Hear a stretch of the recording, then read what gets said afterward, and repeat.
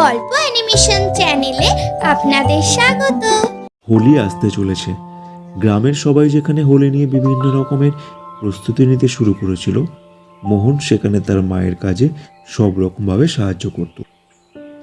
মালতী তার স্বামী মারা যাওয়ার পর সংসার চালানোর জন্যে রাস্তার ধারে কাঁচা সবজি বিক্রি করে কোনো রকমভাবে নিজের আর তার দুই ছেলে মেয়ের ভরণ পোষণ চালাচ্ছিল। কিন্তু সময়ের সাথে সাথে মালতীর শরীর বেশিরভাগ সময়ই খারাপ থাকত।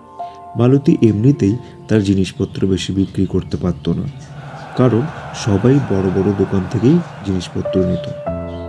তাকে প্রায় জিনিসপত্র বিক্রি করতে না পেরে বাড়ি চলে যেতে হতো।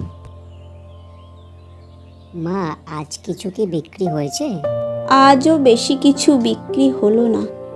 মোহনের 5 বছরের বোন মণি পাশে দাঁড়িয়ে দাঁড়িয়ে তাদের সব কথাই শুনছিল।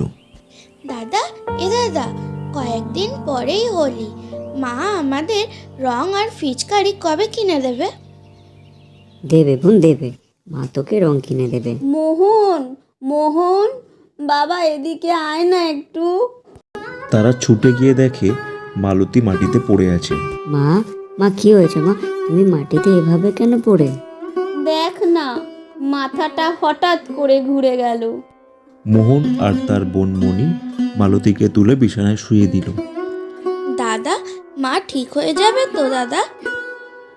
তুই কাঁদিস না বোন, মায়ের কিছু হবে না। তুই মায়ের একটু খেয়াল রাখিস। মোহন এটা বুঝতে পারল যে কোনো উপায়ে তাকে টাকা জোগাড় করতে হবে।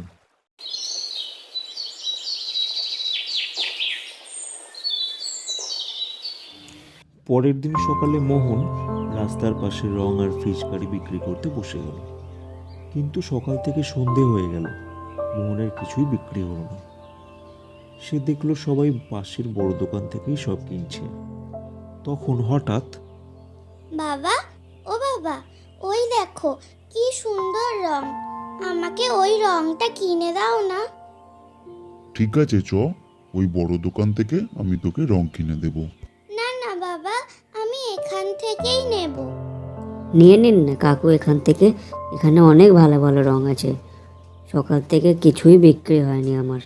মনোহর মোহনকে রঙের দাম মিটিয়ে তাড়াতাড়ি চলে গেল। মোহন দেখলো মনোহর ভুল করে বেশি টাকা দিয়ে গেছে। আরে, এখানে তো কাকুটা অনেক টাকা দিয়ে গেল। পরের দিন ওনাকে আমি যদি দেখতে পাই, তাহলে বাকি টাকাটা ওনাকে ফেরত দিয়ে দেব।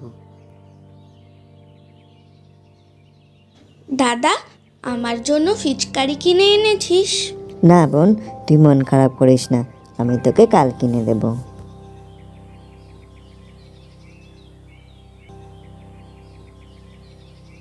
পরের দিন মোহন দেখলো তার দোকানের পাশ দিয়ে মনোহর যাচ্ছে। ও কাকু, কাকু, কাল তুমি বেশি টাকা দিয়ে গেছিলে, এ নাও বাকিটা ফেরত নাও। মনোহর মোহনের ওপর খুশি হলো। সে ভাবলো বাচ্চাটা গরিব হয়েও কত সৎ। তোর নাম কি? মা আমায় ভালোবেসে মোহন বলে ডাকে। বাহ, বেশ ভালো নাম তো। কে কে আছে তোর বাড়িতে মোহন? মোহন তার বাড়ির সব কথা বলতে বলতে কেঁদে ফেলল। মনোহরের বাচ্চাটাকে দেখে খুব মায়া হলো।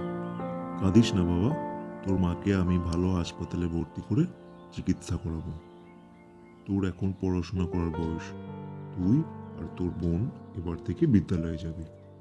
মনোহর মালতীর চিকিৎসা করালো এবং মোহন ও মণিকে বিদ্যালয়ে ভর্তি করিয়ে দিল। এনে মণিমা, তোর রং আর ফিচকারি। খুশি তো? হ্যাঁ কাকু, আমি অনেক খুশি। হোলি এইভাবে মালতীর জীবনে খুশি নিয়ে এলো।